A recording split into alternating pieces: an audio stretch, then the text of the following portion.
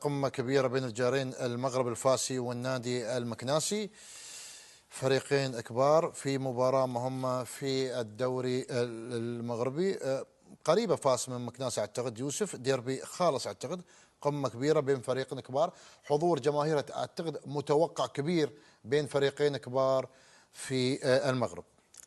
ديربي سايس بين المغرب الفاسي والنادي المكناسي، مباراة محلية بين الفريقين. عودتنا هذه المباراة على تقديم الإثارة والفرجة سواء داخل رقعة الميدان وكذلك على مستوى المدرجات.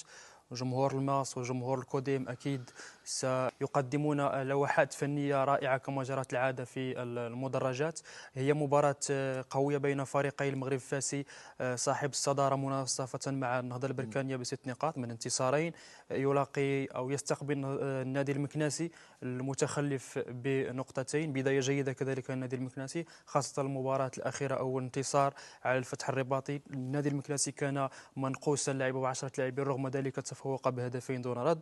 المغرب فاسي بانتصارين على نهضة الزمامرة ثم حسنية أكادير. إذا مباراة مرتقبة بين الماس والكوديم، نتمنى أن تمر في أجواء من الروح الرياضية، والفريق الذي يفوز نقول له مبروك، والفريق الذي خسر المباراة نقول له نعم حظ أوفر في أكيد المباريات القادمة إن شاء الله. إن شاء الله. بالأكيد ستكون مباراة ممتعة بين الفريقين حضور جماهير كبير فعلا. بين فريقين كبار، أعتقد مفروض أن يسود فيهم يعني الإطلالة الجميلة من الجمهور باللهازيج يوسف أعتقد والتيفو. ودائما الجمهور المغربي في الجولتين الماضيات فارقين في هذه الأمور.